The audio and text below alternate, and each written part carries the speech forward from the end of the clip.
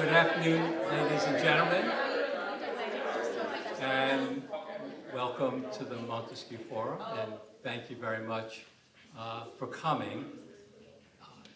In 1967, the Beatles were not telling the truth when they sang that it was Sgt. Pepper who put the band together 20 years before. Homer, in Book 18 of the Odyssey, remarks that Odysseus was telling Penelope lies that were like the truth. The Beatles weren't saying anything close to the truth. However, 80 years ago today, Roosevelt University had its founding act when the president and faculty members of the College of the YMCA of Chicago walked out and started what would become Roosevelt University. Roosevelt then and now has been committed to the proposition that no one, regardless of race or religion or ethnicity, should be deprived of the opportunity of a university education. I think this is something the university remains proud of, and thus on our 80th anniversary today, April 24th, 2025, is worth making note of. With that in mind, I thought it was important for the Montesquieu Forum to invite someone to give a lecture, an important lecture on this day. And it would have to be somebody who would be eminently able to do so. And that is our speaker today, Erin O'Luanaigh. Erin O'Luanaigh went to high school in Connecticut, or as Lady Eve would put it, Connecticut. In high school, she had her first excursion into real academic life by giving a lecture series on screwball comedies to her high school mates.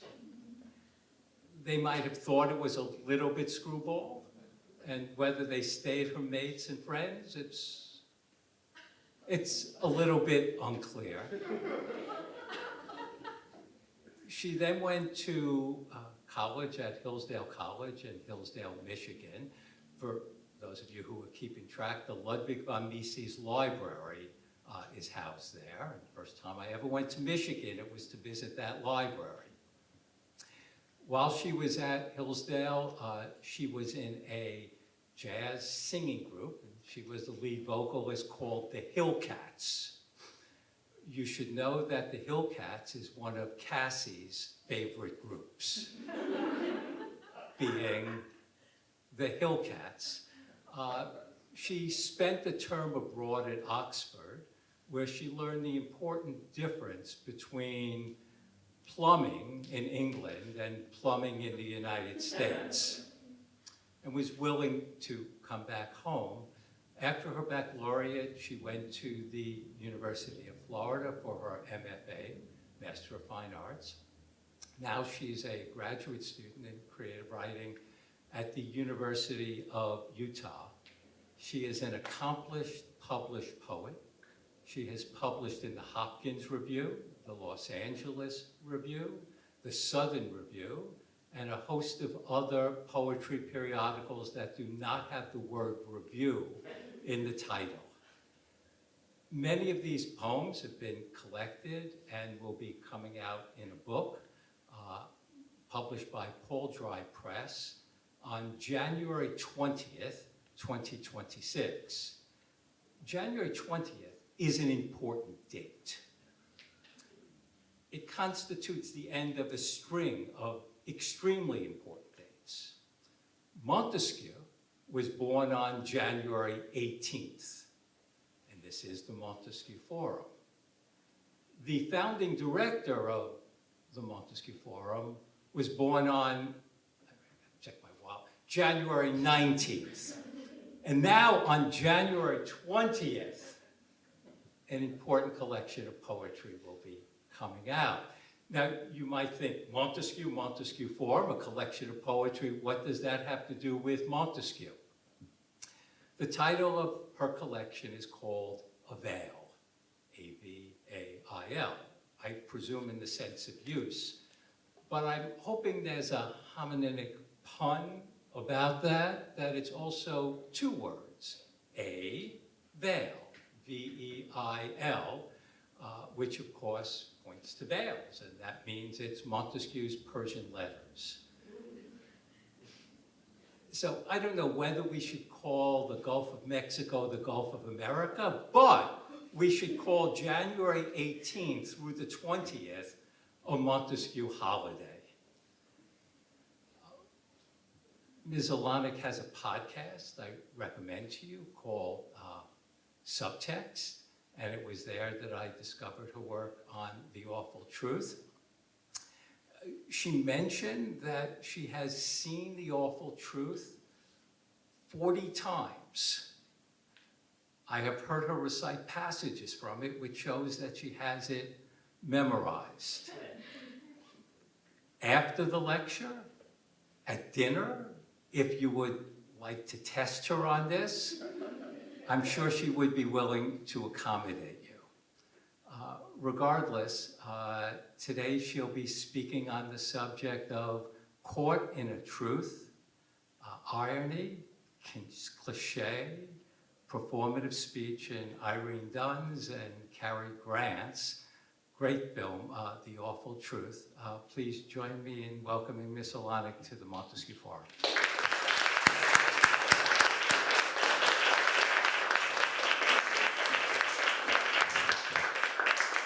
Thank you so much. Thank you, Stuart, for that introduction and for inviting me and for your incredible generosity. And thank you to everyone who came and who made my visit possible. I don't know how you know that I gave a lecture or a series of lectures on screwball comedies to my fellow high school students, but I did do that. And it's one of those things that I never thought I would think about again. And it's truly shocking. When a movie is your favorite and you've seen it as many times as I have, and I've truly seen it, I undersold it to Stuart so that he wouldn't think I was quite as big of a freak as I really am. There's so many angles or methods of approach that you might take, and it's overwhelming. So I did eventually decide that the great strength of the film and of the films of the 30s is dialogue, and so that's what I've decided to focus on today. So, as Stuart mentioned, the title is Caught in a Truth, Irony, Cliché, and Performative Speech in The Awful Truth. Roughly 11 minutes into Leo McCarey's romantic comedy, The Awful Truth, Jerry and Lucy Warner decide to get a divorce. Each suspects the other of an affair, though Lucy protests her innocence, claiming that the night she spent at an inn with her voice teacher, Armand Duval, after his car broke down, was purely platonic. Jerry, for his part, never provides an explanation for his false trip to Florida. Jerry doesn't believe Lucy's dubious story in the slightest, but Lucy insists, "I've told you the truth about all this, Jerry. Don't you see that there can't be any doubt in marriage? The whole thing's built on faith. If you've lost that, well, you've lost everything." Jerry, who has evidently lost faith in Lucy, counters, "Yes, I suppose when that's gone, the marriage is washed up, isn't it?" Lucy snaps, "That settles it. I wouldn't go on living with you if you were dipped in platinum, so go on, divorce me." I wouldn't go on living with you if you were dipped in platinum. Lucy delivers this line quickly, ruefully. In a different context, with a different inflection, it might be a Groucho Marx zinger. Indeed, Leo McCarey directed the greatest of all Marx Brothers films, Duck Soup, just 4 years earlier. Here, though the absurdity of the image it evokes does supply some levity, the line is more surprising than funny. Its peculiarity demands our attention. How would covering Cary Grant in platinum improve him? Never mind improve Lucy and Jerry's marriage. Taken literally, it would first and foremost, I suppose, reduce his mobility. I think of Han Solo frozen in carbonite, if you'll forgive the cross-genre reference. This is one way to prevent someone from running around behind your back, and certainly it would prevent any future attempt at infidelity. So to dip Jerry in platinum would be to fashion him with a chastity belt of sorts, or to weigh him down with a spin on the marital ball and chain. Of course, platinum is a metal typically used for wedding bands. It's worth greater than gold. and Jerry has just spent the previous scene getting a deep Florida tan, a golden tan, by way of a sun lamp in the Gotham Athletic Club, in an attempt to sell the lie that he has been in Florida for 2 weeks. By wishing Jerry dipped in platinum, Lucy imaginatively upgrades and redeems the metallic hue acquired under false pretenses. She wraps not just his ring finger, but his whole person in the symbol of his marriage, bestowing upon him the luster of a faithful husband, a man who does not, and indeed cannot, betray his vows. His medal, M-E-T-T-L-E, is thereby improved by his medal, M-E-T-A-L. Yet recall that Lucy deems this solution insufficient. She says that she would not continue in the marriage even if he were dipped in platinum. Papering or platinuming over Jerry's betrayal, even if it might somehow prevent future infidelity, would simply extend his tan's lie, granting it marital approbation. A marriage demands not a cover-up of infidelity, but real fidelity, Lucy suggests. Not just the outward sign of a ring on a finger, but an inner reality. We don't see what Jerry was up to during his non- or anti-trip to Florida, just as we don't see what happened between Armand and Lucy during the night of her absence. We do, however, see Jerry at the Gotham Athletic Club in the film's very first scene, acquiring his artificial tan. A friend spots Jerry and notes that he's awfully pale for a guy who just had 2 weeks in Florida. Yeah, that's what I thought, Jerry replies as he stretches out underneath the sun lamp. We can deduce then that Jerry's trip was common knowledge in his social circle. In fact, Jerry claims that he's acquiring this tan not to deceive his wife, but to ensure he doesn't look suspicious to their friends. He explains, well, I'm supposed to have been in Florida. Now, supposing one of Lucy's friends says to her, well, why isn't he tan? Lucy's going to be embarrassed. Well, I'm going to be tan, and Lucy's not going to be embarrassed. And what wives don't know won't hurt them. By insisting he's sunning his face to help Lucy save hers, Jerry can scoff at his friend's suggestion that he's pulling a fast one on the little wife. In fact, he's pulling a few fast ones on himself by convincing himself that Lucy can be deceived, by insisting this deception does her a service, and by reducing fidelity to a mere matter of appearances. It's telling that Jerry invites this friend over to witness his homecoming later that morning, turning what might have been a private reunion with Lucy after 2 weeks' absence into a social event. He even suggests maybe later we could duck the women and play some golf. Their conversation is rife with these familiar turns of phrase. What the little wife doesn't know won't hurt her, we can duck the women and play some golf. These are marital cliches, in this instance, ones which pit male camaraderie against the encroachments of women and which view wives as grasping creatures from whom husbands must escape. Jerry thereby expresses an allegiance to a group, husbands, at the expense of an individual, his wife.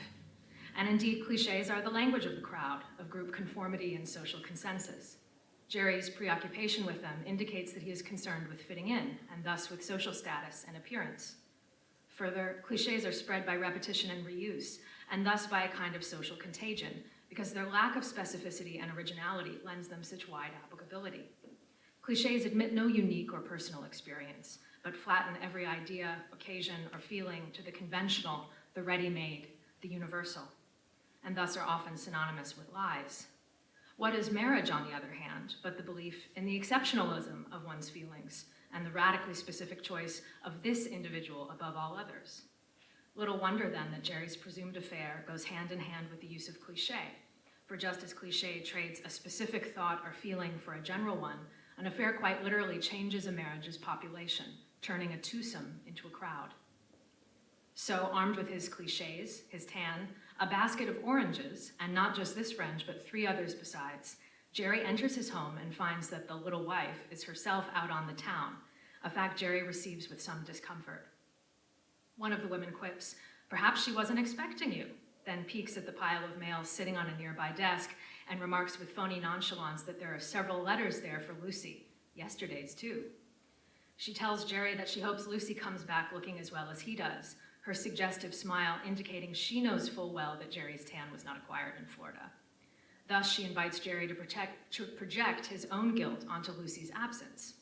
Like cliché, insinuation is language that spreads by social contagion, albeit one of a more straightforwardly pernicious variety. Jerry makes a last stand against infection by proposing that Lucy must have been lonely and gone to her Aunt Patsy's cabin, even as he launches into a cliched, philosophizing speech about the tendency of married people to imagine things, about how quickly suspicion can lead to divorce. It all comes crashing down when Aunt Patsy herself enters and asks, "Any idea where Lucy is?" Jerry, now fully convinced his wife is as guilty as he, looks on as Lucy bursts into the room with Armand slinking in behind her. She embraces Jerry, remarking how grand and brown he looks, and to Jerry's gift of the orange basket, she exclaims, "All the way from Florida? Bless your heart." These lines are delivered with such off-the-cuff sincerity, albeit punctuated by a bit of theatrical laughter, that we may not even notice how instantly she pinpoints the two clues, or how deftly she sneaks in that quintessential expression of Southern irony, "bless your heart." Soon she will pluck out an orange from the basket and find it stamped California Orange Growers Association, then reveal that she knows Jerry's tan, too, was cultivated in something other than Florida sun, by remarking that none of his letters mentioned what a terrible rainy spell they were having in Florida. The papers were full of it. But first, Lucy will relate her own story, and unfortunately for her, it is nothing more than a tired cliche. She explains, "Well, if we haven't had the most terrible time, Armand's car broke down last night 1,000,000 miles from nowhere, and we had to stay at the nastiest little inn you ever saw. No modern conveniences at all. It was dreadful." This is a stock excuse if there ever was one. The car broke down and we had to stay the night. She might as well have said, "I was working late at the office." One of their friends calls attention to the gall of her excuse, saying, "Now, if I'd stayed out all night and came waltzing in with the handsome Mr. Duval and said the car broke down," she trails off and Lucy chimes in, "It did. Why should Jerry be angry? I didn't build the car."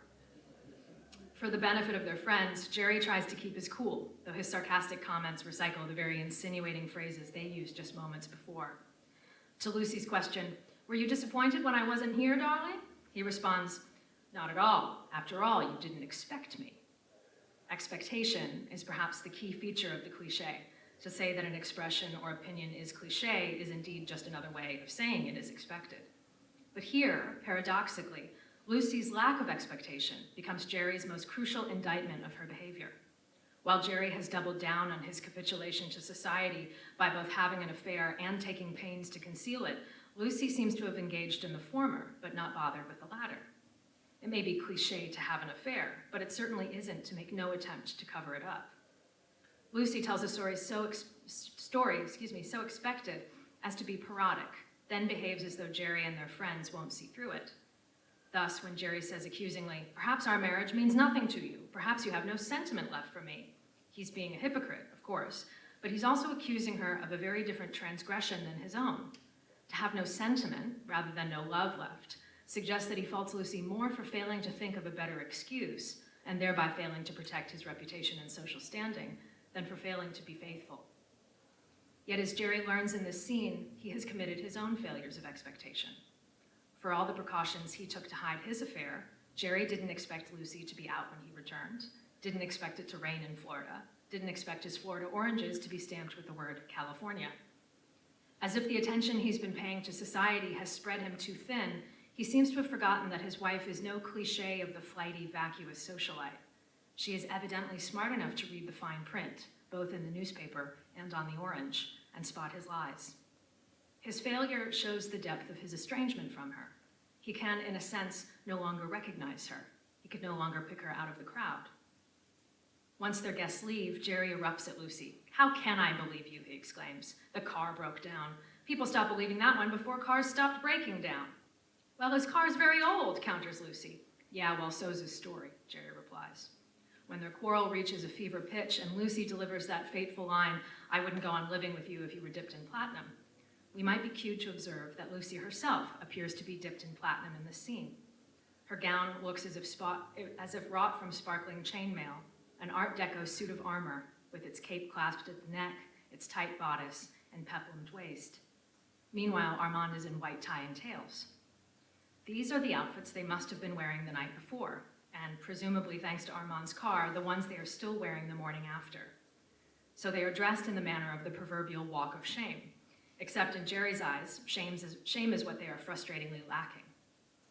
Their appearance is a brutal reminder to Jerry that Lucy has gone to none of the trouble he has to shore up her story, has made no effort to furnish props or evidence other than her word and these outfits, which would look the same whether she stopped at the inn out of necessity or for a tryst with Armand. But had Jerry not been primed by his friends to invest Lucy with his own guilt, he might realize that her lack of shame, her failure of expectation, is as much evidence for innocence as brazenness. Perhaps Lucy hasn't taken pains to look innocent precisely because she is innocent. Perhaps the car really did break down and she and Armand really did have to spend the night at an inn out of necessity. And perhaps it didn't occur to her that her excuse is a cliched one because she is not having an affair and thus not thinking in terms of appearances and plausibility. So when she insists to Jerry, "I've just been unlucky, that's all," she might be referring as much to the unfortunate resemblance of her story to a lie as to the unfortunate circumstances that saw her stranded. Indeed, the fact that her excuse may not be a lie seems indicative of the film's extraordinary sense of humor. Because I, for one, believe Lucy, and I think the audience is meant to believe her too. Though, as I've already mentioned, we don't see what either spouse was up to while they were out. We do see Jerry, and only Jerry, commit acts of deception. Lucy's protestations of innocence, on the other hand, read to me as quite genuine. "You've come home and caught me in a truth," she insists, and it seems there's nothing less logical than the truth. To be caught in a lie is a cliche. Perhaps to be caught in a truth is an irony. To explain what I mean here, I'll have to make a brief detour and attempt to pin down the notoriously slippery concept of irony. Its simplest definition, to say one thing and mean its opposite, is most commonly associated with sarcasm. For instance, if someone screws up and I remark, "Wow, great job," I'm being ironic because I've said one thing and meant its opposite. Of course, I'm also being a bit of a jerk. But sarcasm is merely the basest form of verbal irony, and to reduce all irony to sarcasm neglects its capaciousness for more than just light mockery.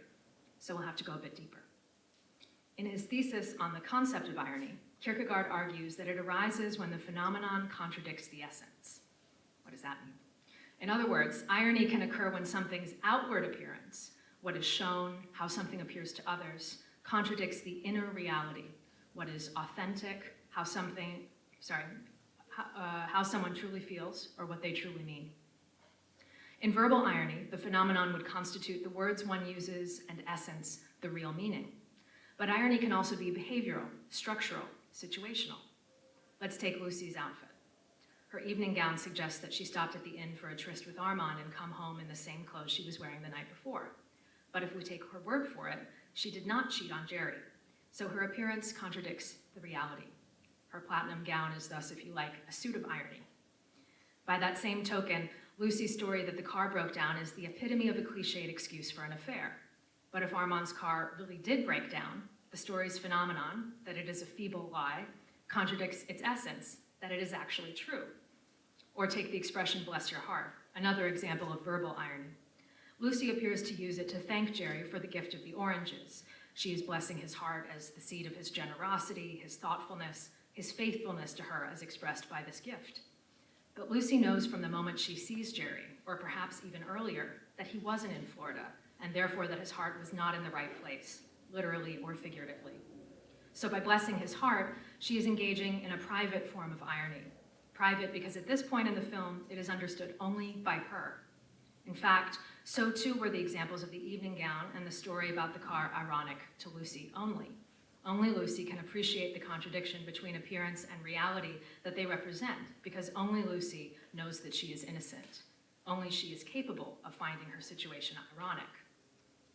And here it might be useful to make a distinction between irony and lying, as both the ironist and the liar are conscious of the disparity between phenomenon and essence. But while the ironist does not cause or exploit the disparity, the liar does. And while the liar tries to cover it through deception, the ironist hovers within the contradiction, neither resolving nor rejecting it, but observing or critiquing it. Yet any attention the ironist draws must by definition stay oblique. Should the ironist say explicitly, "There's a mismatch here, these things don't add up," irony is instantly destroyed, replaced by either a true or a false statement. An ironic attitude requires ambiguity and detachment.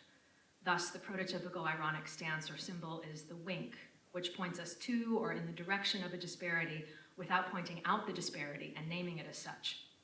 What's more, the ironist wink can be entirely self-directed, for irony does not require an audience. It can be wholly inward, an interior stance, a private posture, a joke with oneself. If Lucy mostly saves her winks for herself, she does make a couple of attempts to induce Jerry with her irony and thereby invite him to occupy her cooler and more detached position to their argument, though she doesn't seem to anticipate much hope of success. When Lucy notes that Armand said something funny, and Jerry retorts, "Oh, undoubtedly he has a better sense of humor than I have too," She responds in a mildly conciliatory tone, "Oh, no, no, I beg to differ with you there. Right now you're twice as funny as he ever thought of being." Lucy's sarcasm is an attempt to prompt Jerry to view himself with a bit of ironic distance and abandon his cliched and deeply hypocritical wronged husband routine. "You're being ridiculous," she's trying to tell him. "Can't you see I'm telling the truth? Take a step back and you'll understand that your suspicions are groundless." Jerry ignores her cue and simply admonishes her to quit stalling, interpreting her redirection as a delay tactic to find justification for her behavior. As she insists later, "I haven't any behavior to justify. You've come home and caught me in a truth, and it seems there's nothing less logical than the truth." Here again, Lucy invites Jerry to occupy her perspective. She's not being ironic in this moment, as she is explicitly pointing out the disparity between phenomenon and essence, appearance and reality. Rather, she's asking him to recognize her situation as ironic in hindsight, if you will. She's explaining he didn't catch her in a lie or in the act, because that would be to catch her saying or doing something deceptive or illicit, like Jerry acquiring his false tan or toting his California oranges. Instead, he has caught her in a truth, meaning that she excited his suspicions, but has not, in fact, done anything wrong. By using this turn of phrase, "caught me in a truth," she is pointing out the disparity between his expectation and the reality. But her efforts are fruitless, forgive the pun. Jerry persists in reading her stance and her story as cliched efforts at deflection and self-defense. While Jerry's default to cliché in his own behavior and in his perception of hers indicates that he has crowded Lucy out of their marriage, Lucy's irony indicates that she has isolated herself within it. This is the danger of the position of the ironist, whose critical stance can be edifying, but if not tempered by affirmation or commitment, becomes, quote, "a nothing that devours everything," in Kierkegaard's words. Bless your heart, nearly the first thing Lucy says to Jerry after she greets him is more than a private ironic joke with herself. It is a joke made at Jerry's expense. And nearly the last thing she says to him in the same scene, "I wouldn't go on living with you if you were dipped in platinum," is delivered without any expectation that he will understand its sophisticated critique of his tan, and is therefore something of a private joke at his expense too. These bookend comments give us a clear indication of her estrangement from her husband. The understanding that must once have existed between them has ended. Their mutual conversation has been replaced by one in which he speaks to others and she speaks to herself. And so they get a divorce. Luckily, The Awful Truth is a member of the genre known as the comedies of remarriage, and so we can anticipate that Jerry and Lucy will be back in conversation before long. The remarriage comedy, first defined by the philosopher Stanley Cavell in his book Pursuits of Happiness, is a subgenre of the Hollywood romantic comedy, produced primarily between the years 1934 and 1949. 7 of its most prominent entries, including The Awful Truth, and such others as The Lady Eve, which I know some of you have seen, and The Philadelphia Story, are the subjects of Cavell's study, and he takes them to be among the greatest and most sophisticated achievements in American film history, the direct descendants of Shakespearean comedy and romance. Cavell explains that the great innovation of the comedy of remarriage, as distinguished from the typical romantic comedy, is in making its heroine a married woman, such that the drive of the plot is not to get the central pair together, but to get them back together again. Thus, the comedy of remarriage begins with a once happy relationship plagued by some threat, typically adulterous, that spurs a divorce. The divorcing couple lives apart, sees other people, all while battling furiously with each other. But the plot's machinations ultimately serve to reconcile the spouses and reunite them by the film's end. Cavell argues that the rat-a-tat of dialogue, the sound of argument, of wrangling, of verbal battle, is the characteristic sound of these comedies. In this respect, he points out, the remarriage comedies exemplify the view of marriage formulated in poet John Milton's treatise, Doctrine and Discipline of Divorce, in which Milton asserts that a meet and happy conversation is the chiefest and noblest end in marriage. As Cavell puts it, talking together is the remarriage comedy couple's essential way of being together. But this marital conversation hits a roadblock by the fact of the couple's divorce. And so, in Cavell's words, the central pair must learn to speak the same language once again. It's fitting that marriage should be equated with speech, since it is by speech that couples are married in the first place. To recite the near magical words of the marriage ceremony, to say I do, is to become one flesh, as Genesis would put it, to pass from singleness into married life. Thus, this performative speech, the spouse's mutual yes, enacts a literal change in status, in each other's eyes, in the eyes of society, and if the ceremony is a religious one, in the eyes of God.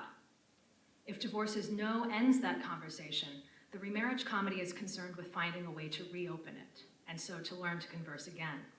But for the moment, Jerry and Lucy's discourse is at an impasse, and so they go out seeking conversation with others. Whatever does Lucy see in goofy Oklahoma oil man Dan Leeson that makes her believe he might be a fitting conversational partner, other than the fact that he happens to be in her apartment when Jerry arrives to visit their dog, and Lucy stumbles on an opportunity to make Jerry jealous. Just a few moments before Jerry's arrival, Aunt Patsy has ushered Dan in and introduced him to Lucy, noting, "Mr. Leeson is just from Oklahoma. He's a stranger in town." Dan waxes poetic about his home state. Apologies to anyone here from Oklahoma. "Oklahoma's pretty swell. Got quite a ranch down there. Like to have you see it sometime. I got cattle and horses and chickens and alfalfa." So the first fact we learn about Dan is that he is a stranger to Lucy's sleek Art Deco, sophisticated world, and this is crucial to his appeal. How many athletic clubs and sun lamps must there have been in rural Oklahoma in 1937? And who would need them? A man who works on a farm gets his exercise and his sunshine without a membership fee. Of course, what's really important to Lucy is not that Dan lacks membership to a Tony inner city club, but that he lacks membership to the social scene that frequents such places, and thus has none of its preoccupation with appearances and cliché, none of its terribly sophisticated ideas about infidelity and divorce. That Dan might be as much a stranger to Lucy as Lucy's world doesn't bother her at first, so distracted is she by the chance to rub her new man in Jerry's face. What does it matter if Dan can't keep up with her, if he doesn't understand her in the slightest? As, for instance, when the two sing together at the piano and he brags about how he's never had a lesson in his life, then asks her if she's ever had one. Here, I should note that that Cavell takes this remark to be the most egregious indication of Dan's cluelessness about Lucy, not only because she has just demonstrated considerable vocal accomplishment, but because it pits Dan against the entire film-going population of 1937, for whom the name Irene Dunne was synonymous with light opera. And I should mention here, she's a graduate of Chicago Musical College. So, yes. So, shame on Dan. In any case, Lucy is by now accustomed to ironic isolation. What difference does it make whether she is alone with Jerry or alone with Dan? Perhaps it even represents an improvement of sorts to feel emotionally estranged from someone simple but sincere, rather than from someone who spends 2 weeks pretending to be in another state. Still, aside from the jealousy that Dan excites, his unsuitability for Lucy, his inability to properly appreciate her, rankles Jerry, just as it rankles us. "Not that I care, but what kind of a line could he have that would impress you?" Jerry asks. "You might be surprised," Lucy replies. "You could take a few lessons and profit nicely." Note, she doesn't supply an answer. So Jerry takes it upon himself to point out just how inadequate a conversational partner Dan is for Lucy. At the nightclub where Dixie Belle Lee performs a burlesque routine to the novelty song "My Dreams Are Gone with the Wind," Jerry engages Lucy and Dan in a discussion of their future plans, which reads only to Lucy's fiancé as genuine interest. "Ah, so you're going to live in Oklahoma, eh, Lucy?" Jerry begins. "How I envy you. Ever since I was a small boy, that name has been filled with magic for me, Oklahoma." Dan smiles with delight, then chimes in proudly, "We're going to live right in Oklahoma City." "Not Oklahoma City itself," Jerry exclaims in mock enthusiasm. "Lucy, you lucky girl. No more running around the night spots, no more prowling around in New York shops. I shall think of you every time a new show opens and say to myself, she's well out of it." Lucy says through gritted teeth, "I know I'll enjoy Oklahoma City." "Of course," Jerry replies, "and if it should get dull, you can always go over to Tulsa for the weekend." Jerry can't help but inject a small laugh into the word Tulsa, so tickled is he by his mental picture of Lucy's home on the range and by his own ironic performance. Lucy is somewhat less than charmed by his mockery, but his tactic has done the trick. He has opened an ironic channel between them, and thus an intimacy that excludes Dan. If they are not fully back in conversation, as this would suggest real affirmation and renewed commitment, then they are, in irony's sidelong and contrary way, communicating with each other, and Lucy is no longer alone in her irony. Jerry will even get Lucy to laugh outright at Dan, just as he laughed in the middle of the word Tulsa. Pinned behind the open door of her apartment while Lucy stands in the threshold listening to Dan's love poem, Jerry grabs a pencil and uses it to tickle her ribcage. As Dan reads, "To you, my little prairie flower, I'm thinking of you every hour," Lucy breaks out in helpless, hysterical giggles, then apologizes. "Excuse me, Dan, I do laugh at the oddest times." "Oh, you would make my life divine," he goes on, "if you would change your name to mine."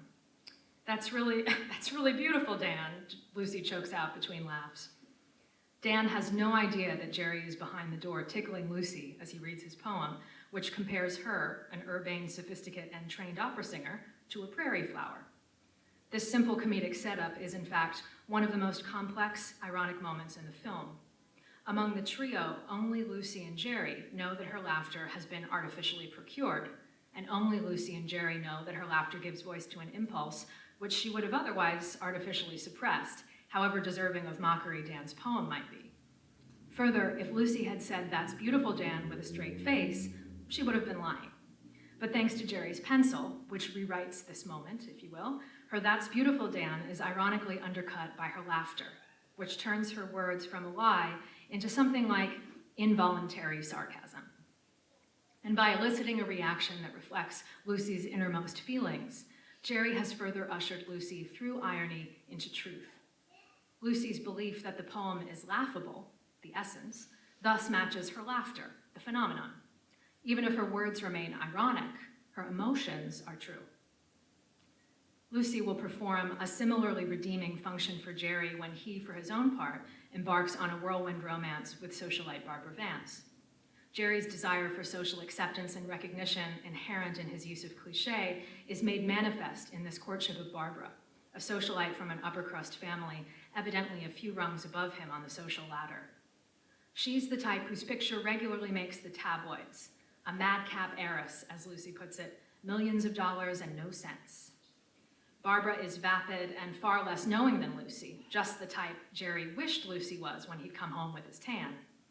Indeed, Barbara proves a far easier mark for Jerry's cliches. When she calls Jerry's apartment and a woman's voice answers, Barbara responds with initial outrage. "Who's this, may I ask?" The woman is, of course, Lucy, who has stopped by Jerry's apartment on the last day before their divorce becomes final to wish him luck. Lucy immediately hands the phone off to a panicking Jerry. "What am I going to tell her?" he asks, never thinking to lead with the truth.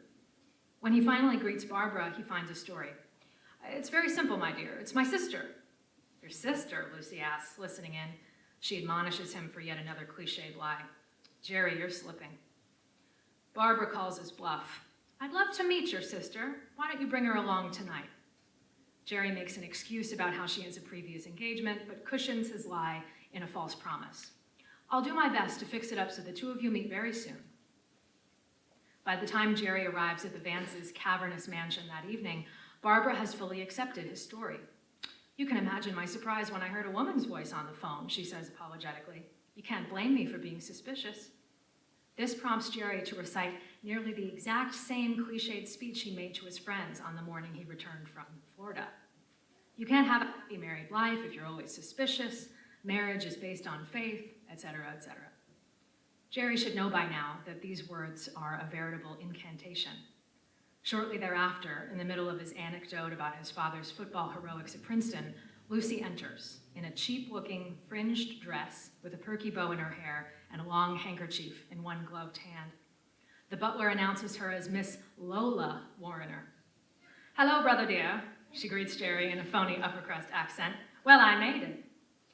Jerry's empty promise that Barbara and his imaginary sister will meet very soon is in this sense redeemed by Lucy's appearance that very night, even as the figure she cuts instantly destroys the picture Jerry had hitherto painted of a genteel girl educated in Switzerland and living in Paris.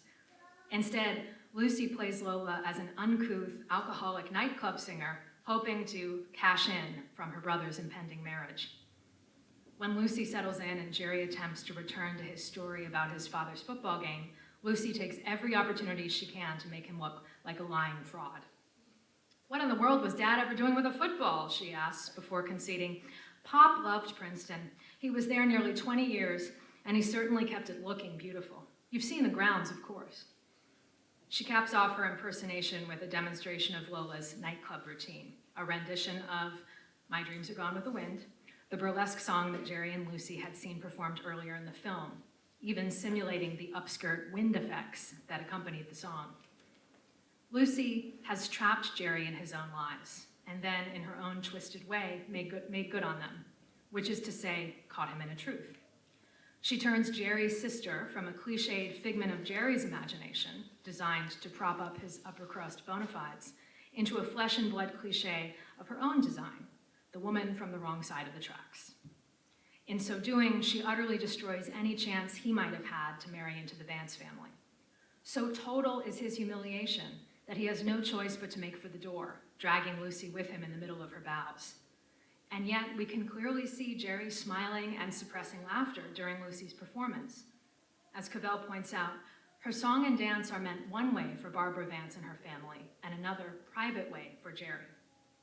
Lucy's Lola impersonation, like Jerry waxing poetic about Oklahoma, constitutes an ironic communication with him, meant on one level to expose him as a fortune-hunting gigolo to the stuffy Vances, but also to hold that very stuffiness up to Jerry for scrutiny. "Do you really want to be part of this family for the rest of your life?" her performance asks. "Do you really care so much about your cliches, that is, your need for social acceptance by the likes of Barbara and her family, that you're willing to give up all the fun you have with me?" Her impersonation is the inverse of Jerry tickling her to procure laughter at Dan's poem. Here, Lucy has tickled the Vances to reveal their humorlessness, their horror at Lola's vulgarity, while simultaneously inspiring Jerry with appreciation for her own daring sense of fun. Her song and dance expertly deploy irony's potential for edification, for its exposure of the pretensions and falsehoods of its targets. Through Lola, the personification of the doubled consciousness of irony, Lucy has cut Jerry loose from Barbara Vance and from the cliches and conformities her dull world represents, just as Jerry has rescued Lucy from a lifetime of ironic isolation in a loveless marriage with Dan Leeson. So Lucy and Jerry escape from the Vances' living room and drive off to Aunt Patsy's cabin, but not before Lucy scuttles her own car, parodying the circumstances that first landed her in hot water and making Jerry the man with whom she is now stranded for a night in the country. In the film's final extended scene, the two engage in what Cavell calls the longest stretch of philosophical dialogue among the films of remarriage, a series of comically recursive discussions on the theme of sameness and difference. Lucy, at first uncertain of Jerry's desire to reconcile, declares sadly, "Things are just the same as they always were, only you're the same too, so I guess things will never be the same again." But Jerry assures her, "You're wrong about things being different because they're not the same. Things are different, except in a different way. You're still the same, only I've been a fool. But I'm not now. So as long as I'm different, don't you think things could be the same again, only a little different this time?" It's a testament to the script's greatness that we can even follow this dialogue. On the one hand, both Jerry and Lucy seek affirmation of their sameness to the people they were when they made their marriage vows. Their mutual assurance on this score thus settles the questions, do you still love me, and do you still want to be married to me? On the other hand, they both recognize that their marriage needs to change, that they must abandon the crowd of cliché and share more than the negation of irony if they wish to renew a deep and abiding marital conversation with each other. So they assure each other in so many words that they have learned their lesson, that things between them will be a little different this time.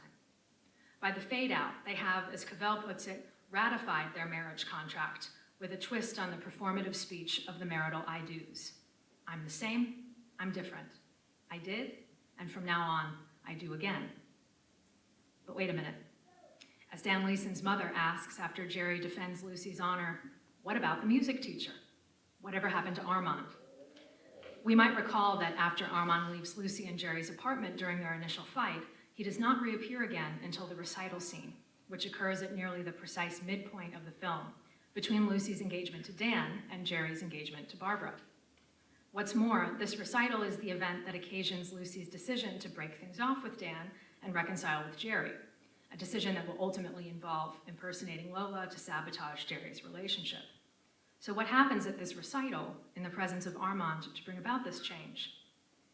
Just before the recital scene, Lucy receives a phone call from Armand to confirm the recital's start time.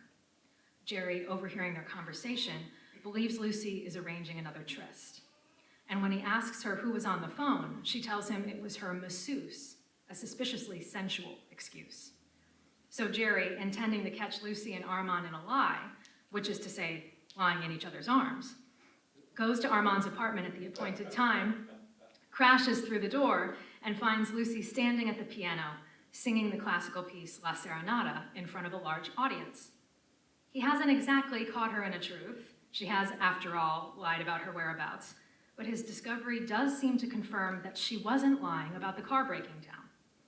Twice, she has associated Armand with a guilty-sounding story, and in this instance at least, and probably the first two, her true activities have proved utterly innocent. Jerry, looking sheepish for the commotion he's caused and for his unfounded suspicions, tries to sit quietly and listen to the rest of Lucy's performance, but his chair slips out from under him and he crashes loudly to the floor, knocking over a side table as he falls. The camera cuts back and forth from Lucy, still singing, to Jerry, wrangling with the furniture. Finally, as he attempts to wrench his foot from the bottom of the table, its drawer instead comes out in his hand.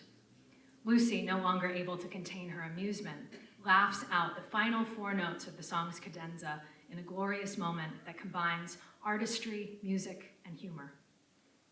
Jerry has been right to suspect that Lucy is doing something with Armand behind his back, and singing is the activity in question. We all know how dangerous that is.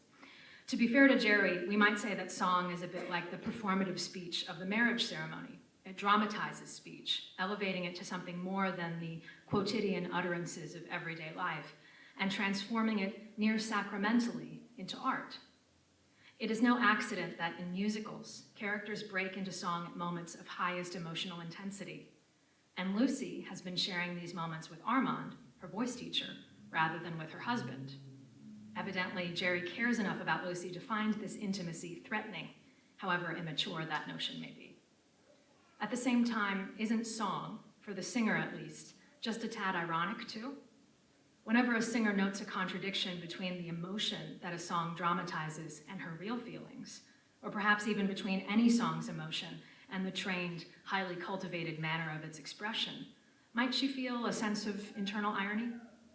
Surely Lucy must register some disjuncture between the romantic tune La Serenata, literally a serenade, and the fact that she's currently going through a divorce, not to mention standing in the living room of the man who broke up her marriage. But Jerry's entrance redirects the song's intimacy and resolves any inherent irony in Lucy's performance. Because Jerry has captured her attention by bursting into the room, she is now singing La Serenata directly to him. Armand, at the piano, sits behind Lucy, out of sight. Clearly, Jerry's urgency indicates that he has arrived in a fit of jealousy, and therefore that he still loves her, despite the fact that they are divorcing. She sees his realization, then his sheepishness, then his attempt to regain his composure and give her his quiet attention, all of which she smiles at rather lovingly. Finally, when he falls over, destabilized by her performance like the prototypical fool in love, he gives her reason to laugh. Her final notes thus become an authentic, unironic expression of her emotion, one she soon recognizes as love. We've had some grand laughs together, she tells Aunt Patsy just after the recital, before admitting, I'm still in love with that crazy lunatic and there's nothing I can do about it.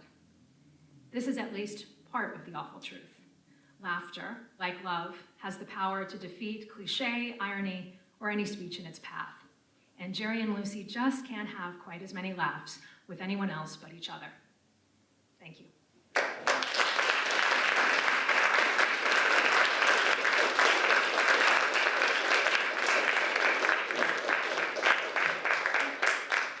Any questions?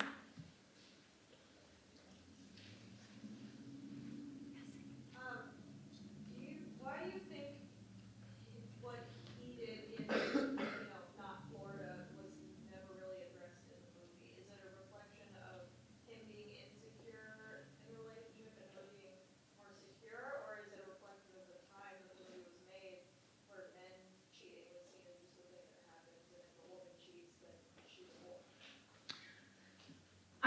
I think it's more the latter.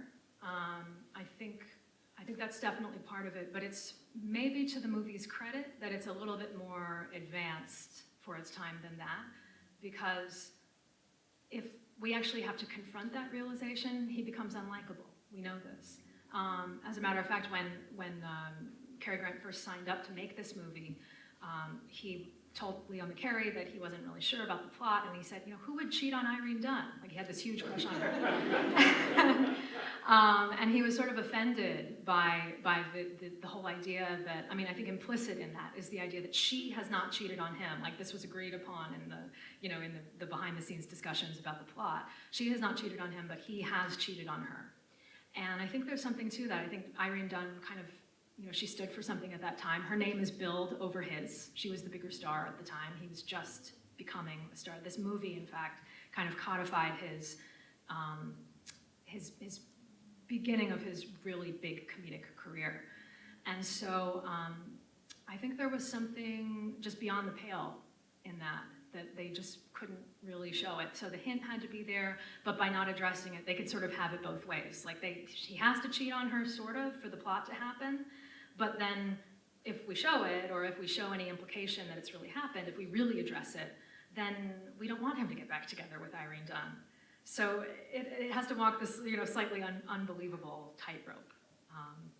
So it just shoves it behind a door.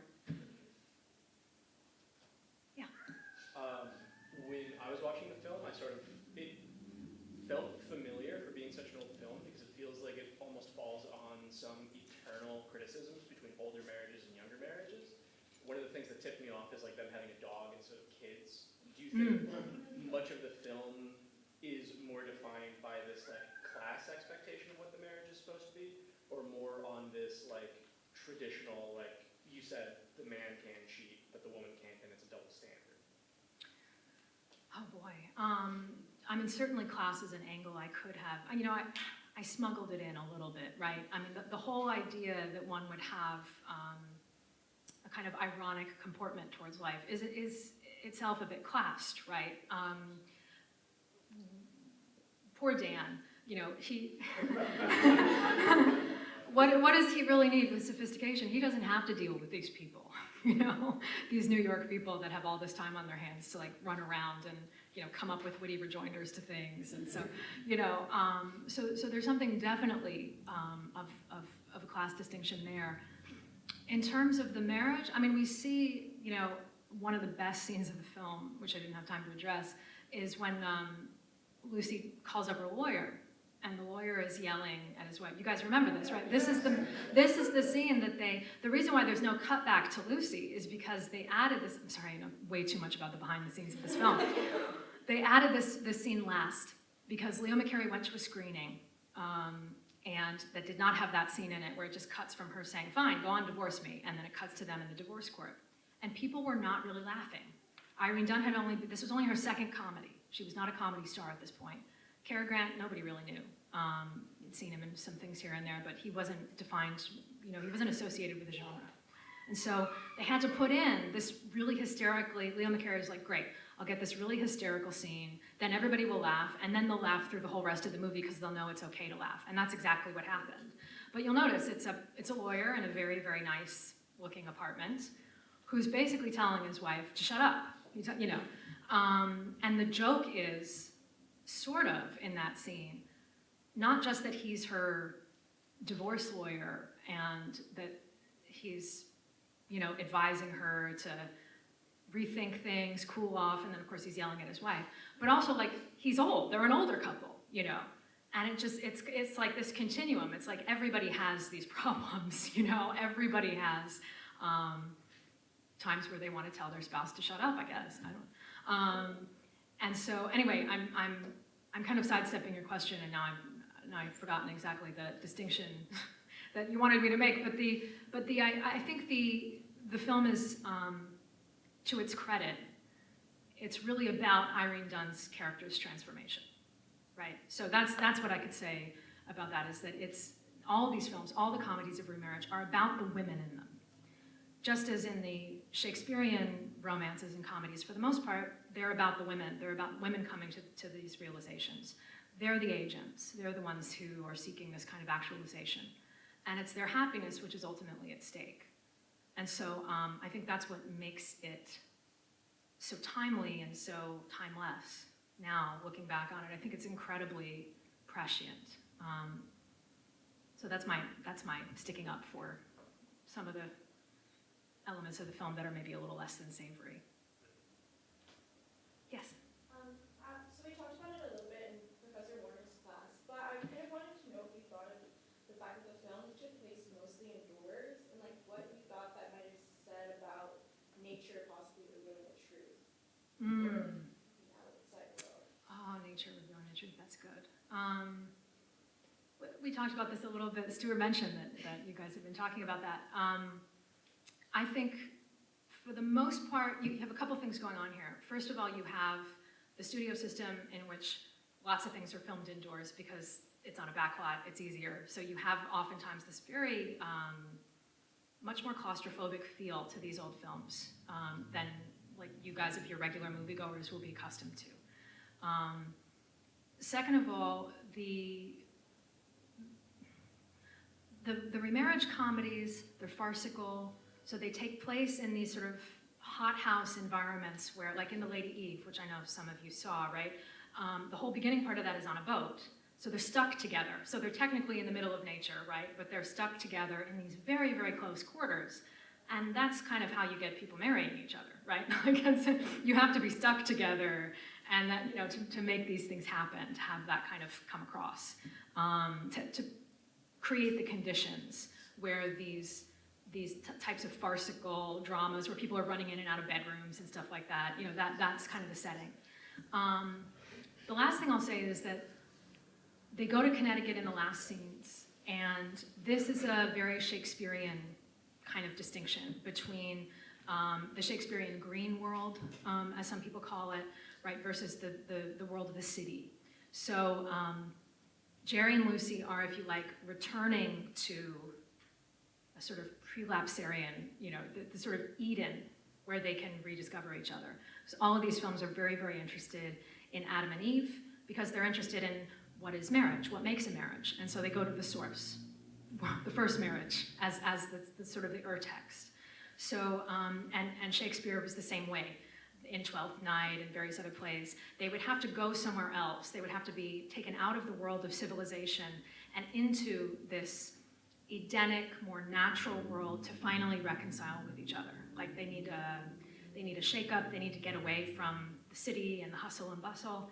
And also, if you think about it, I mean, if we're going to associate Jerry with Cliche, that's a very citified thing as well, as much as irony, right? So that removal from that space where they can create their own language together, where they can go back to a sort of like an origin and renew their marriage in that place is a very, very old tradition. Yes? So one of the things that stood out to me, especially at the beginning of the movie,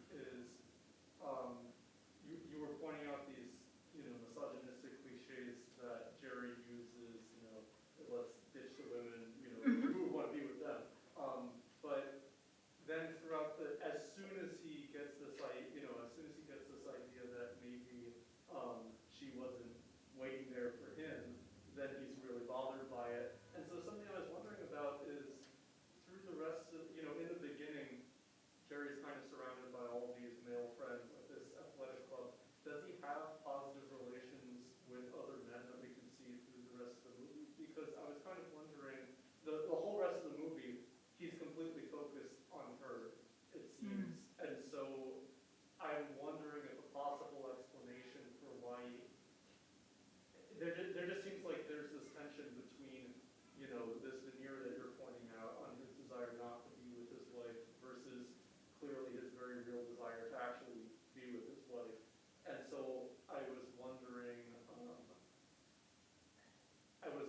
if it might have been, if the whole thing, do you think the whole thing could have been a social stunt to basically gain credit, make it seem like he's cheating on his wife if everyone else is doing it, even if he doesn't necessarily have an interest in doing that?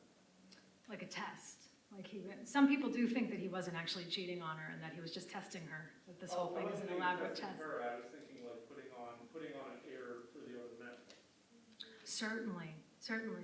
Yeah, I mean, I think you know, maybe this speaks to something of the hothouse environment of the film, is that they're hyper focused on each other. I mean, partially because the film is hyper focused on the relationship, right? So we don't see them in some of the movies. We see them with like a sidekick or something like that.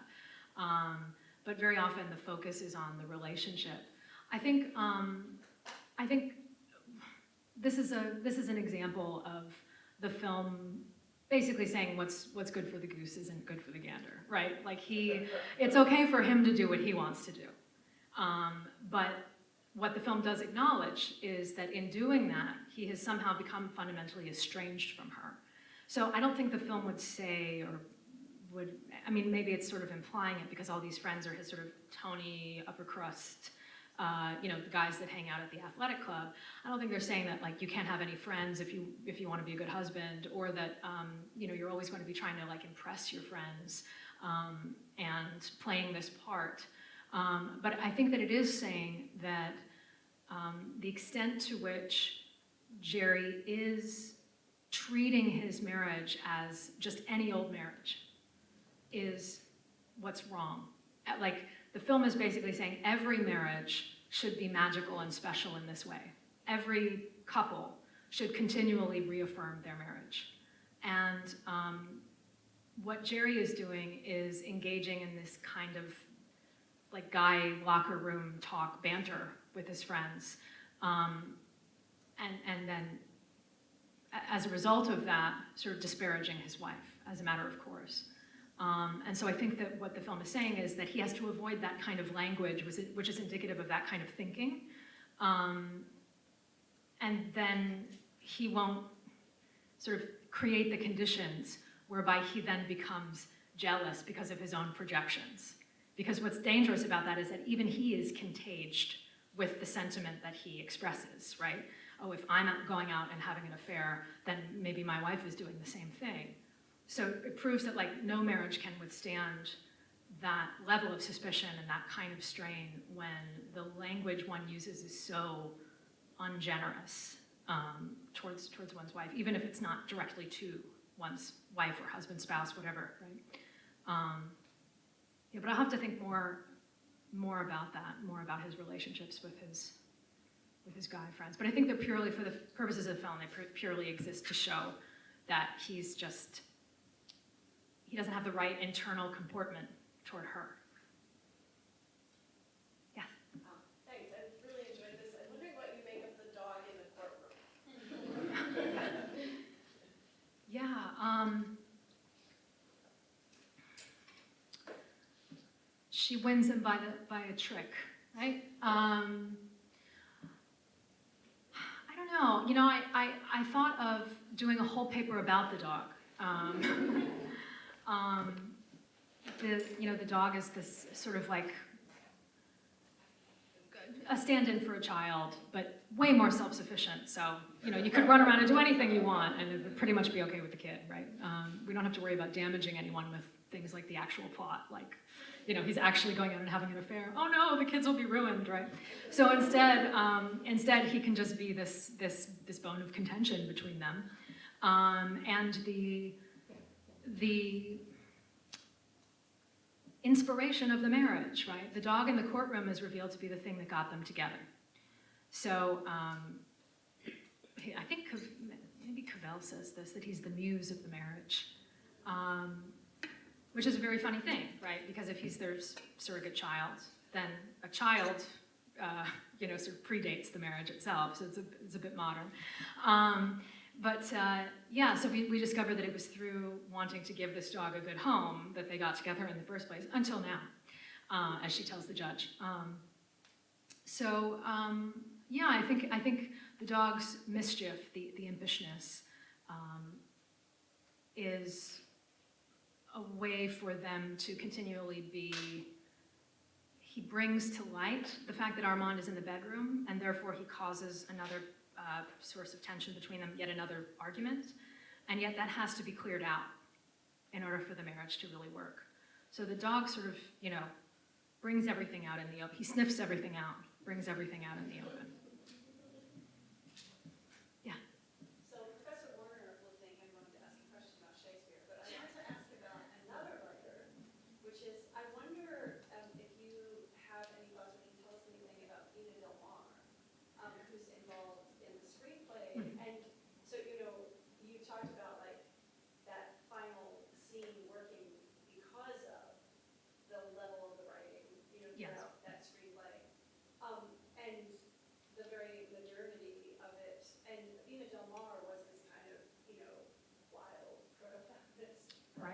Right. And so I wonder if you could just say a little bit about that, like, you know, in all of your delving into the backstory of this film, if there's anything you've encountered about her connection to it at all. I wish I could say more about it.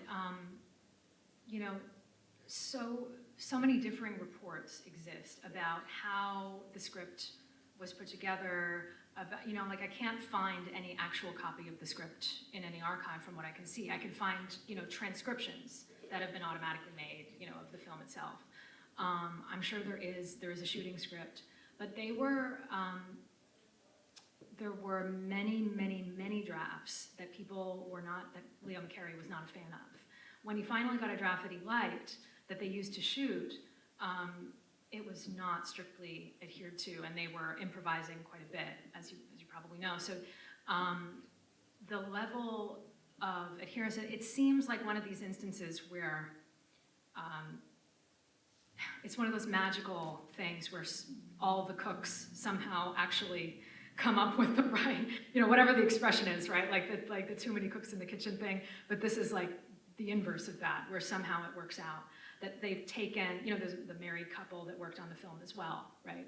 And so they supplied a lot of the dialogue and a lot of the different elements of the film, which I think are some of the best. So it's like everybody added their little flavor.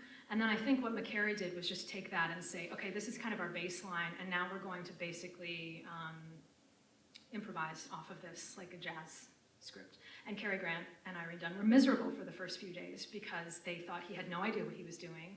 He was just, you know, they would show up to set having prepared their lines, and he would tell them, oh, well, you know, maybe don't bother. Maybe I'll just turn the camera on, and well, you kind of, you know, fiddle around over here, and you sort of do this, and we'll see what happens. They were pulling out their hair because they were pros, and they had never worked like this before.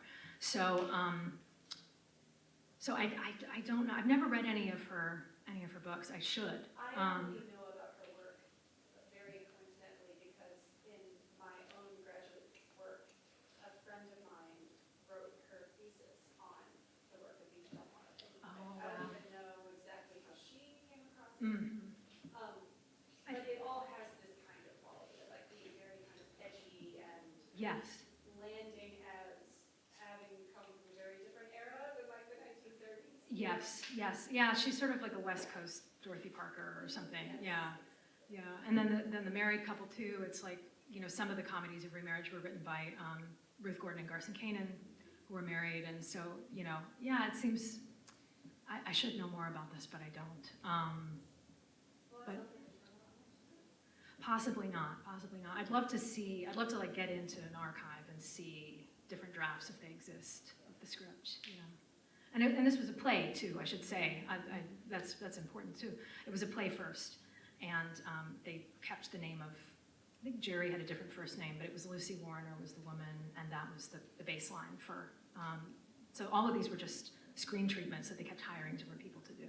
Yeah, you had a question. So I just have a question. So in the movie, there's a scene where Lucy tells Jerry he remembers. So they're drinking and they're about to celebrate. Yes. It's the final day of the divorce, and then she says how she remembers because she's a woman. Do you think that there's any value in the theme of how when they're drinking, that's when things come out, like Lucy doing the whole the dance, the women and then being the water, and then Lucy with the police, and then you know giggly laughing. But she's not drunk. But she uses it as an excuse, and even Jerry thinks she's drunk, right? She goes to the butler and goes like this, like tall glass ginger ale. And so then she drinks the entire thing, which they think is, I guess, straight vodka? Is that what that would be? I don't know my liquor well enough, or gin or something. So she drinks an entire glass of gin. And so Jerry thinks she's drunk. And that gives her license to, in that instance, to kind of go wild. There's her first comedy, so this was her second, Irene Dunne's first comedy was called Theodora Goes Wild. And there's a whole tradition in the 30s of girls gone wild. Exactly. Exactly. That's exactly it. I didn't want to say so, but that's exactly, you know, the way they went wild was a little bit different. You know, but they would wear, you know, they wear extremely ridiculous outfits. I mean, I hope you all, you know, loved Irene Dunne's costumes in this film, which are just absurd, some of them. But yeah, that kind of taking on the role of the fool, maybe. You get to say the things that you wouldn't ordinarily, it wouldn't be acceptable to say, you wouldn't have permission to say. In terms of the first scene you're referring to, which is, I think, the most beautiful scene in the movie, I barely even addressed it. The champagne has gone flat. They just have a couple sips of it. But she does use the toast. It was a toast that he had given. Lend an ear, I implore you, this comes from my heart. I'll always adore you till death do us part. That was his wedding toast to her. And so it does seem like the alcohol is the way for them to, you know, it's the sort of, it's a social lubricant, but maybe it's sort of like this, yeah, this marital lubricant that gets them to open up emotionally with each other. That's a really interesting idea. I love that idea. I think this is a persistent theme in the comedies of remarriage. If you watch The Philadelphia Story, there's a very famous drunk scene where Katharine Hepburn just goes wild. And that usually is the thing that occasions, it does seem like it's like everybody needs to be clocked on the head or something, you know, like get their heads right or something like that, or like a reset, and that seems to be the function that alcohol is playing. I've been there. Yeah. Throughout the movie, Lucy has her aunt, Dan has his mother, and Barbara Vance has her family in their living room, but we never really meet Jerry's family. And what are we supposed to make of that? Yeah, that's a great observation.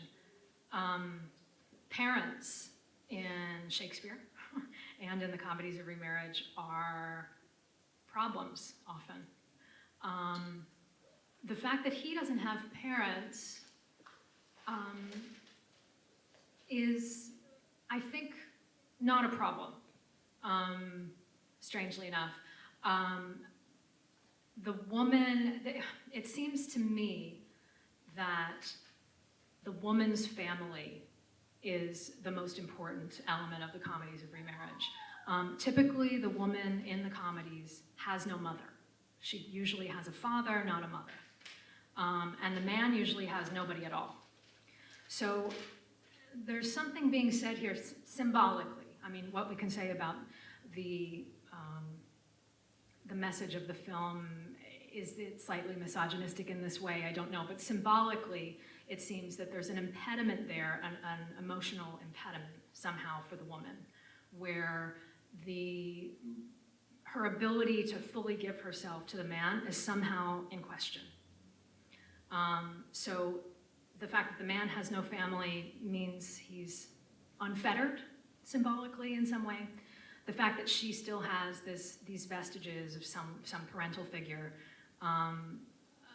a little bit more complicated. It varies according to the different comedies of remarriage. In this instance, she has a rather licentious aunt who does bring Dan, into the apartment, but who otherwise is like, I can't believe I didn't expect you to get silly about him, she says. She has no expectation that Dan is going to become anything like a fixture in Lucy's life. She thinks he's a guy who's going to take them out of the town, and Aunt Patsy wants to go dancing and wants to let her hair down, as she says. So she's like, trying to be Lucy's fun wing woman, and she, just gives her this potential escort, and Lucy immediately gets engaged to the guy, and Aunt Patsy's like, what the heck, this is not what I was intending, this guy's a loser. So, so in this particular film, she's no impediment to Lucy, I'm trying to say. She seems to be there to nudge them in the right direction. And, these films, there's so much I could say here about old comedy and new comedy, and the idea that the older generation tends to be the generation that keeps the young people apart. We're already starting out a little bit older than that kind of dichotomy, right? Because the couple is already married. So they're not these two young people, and then there's sort of older, Senex, old man who tries to keep them away from each other, and that's the impediment to them getting together for a happily ever after that ends in a marriage ceremony. It's a bit different than that. Instead, we have a situation where they're already married, they're out of that initial youthful thing, and perhaps whatever the problem is in the marriage has to do with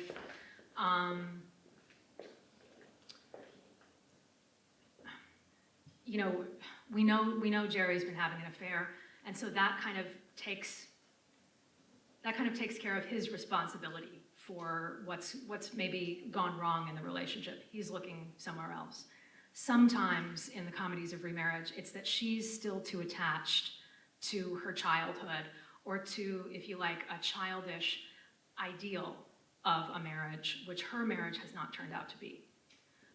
So that's usually the role of the parental figure, but there always is one. It's sort of like a stock role. So in this instance, it's not quite that. Aunt Patsy almost seems like the same, almost like the dog. I to put that in a bad way, right? But like she almost seems like the one who is actually like continually pushing them together. And so it's just a twist, I'm sorry to speak about in terms of genre, but I feel like the genres, each member of the genre is so deeply connected to the Shakespearean predecessors, and that Shakespearean genre is so well codified. It's kind of like you just need to have someone of the older generation playing some role. And so sometimes it's that kind of impediment to the woman being fully in it, or to maintaining some sort of idealism that she should have let go of, in the film's opinion. In this instance, I think it's just Aunt Patsy's there to help the plot along and help them get back together, which is the same thing. Yeah. Yeah, you talked a little bit about class, and that sort of led me to think about the role of work in this film. The fact that we don't have any sense that Cary has any serious interest in anything, whereas we see her in the recital, and she's obviously a serious person in a way that we don't see Cary as being. Yeah, this is actually, I think, the reason why they have a problem in the marriage. This is my secret, right? Not my official statement, but this is the problem. She's a new woman. She has her own interests. She's quite accomplished. She is focused on something other than him. And it's okay for a man to go out and do whatever he wants to do, and for Jerry, that seems to be just, hanging out with his buddies all day long. That's fine. But if she has some interest in something, that's a threat. And that's, I think, what the recital scene helps to resolve. They do mention having a coal mine that Jerry was managing that he was not doing very well with, and they offer Lucy says, oh, if you have Dan look at it, maybe he could do something with it, and Jerry's very offended by this. So, he sort of has like he's managing his own assets. That's his job. And otherwise, it's, not really doing much. And I think that what the film is saying is that his job should be maybe at least paying a little more attention to her. that's something. But yeah, that's the really interesting thing. And it's funny because the movie operates so much on our understanding, our knowledge of Irene Dunne, and of her being an opera singer and a very, very popular musical star, that it's kind of, it gets a lot of purchase out of that. Like, the movie doesn't make a big thing out of her having a career because it's Irene Dunne. Of course she has a career. She's a great singer. She has a gift, and that should be celebrated. And Jerry has to get on that page, right? It's the voice teacher that he has the problem with. He has to accept that she has an interest, a gift, a focus that is outside of him. And I think the fact that he has no job means that he's only going to be more aware of the fact that her attention is positively directed elsewhere. Yeah. We have time for one more question. Sure.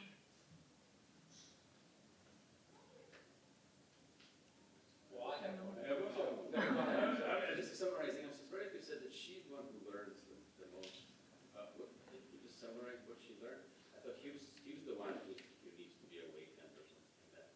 Yes, she learns she still wants to be with, she learns that he's worthy of still being with her.